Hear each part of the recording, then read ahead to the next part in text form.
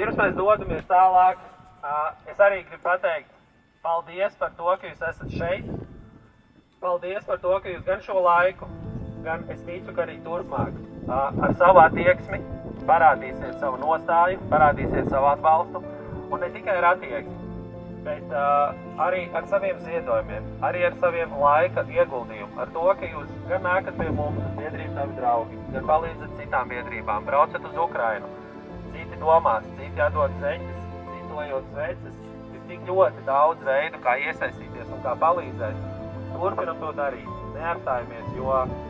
Ukraiņiem ļoti, ļoti nozīmīgs ir mūsu atbalsts, un to mēs dzirdam un saņemam ikdienas.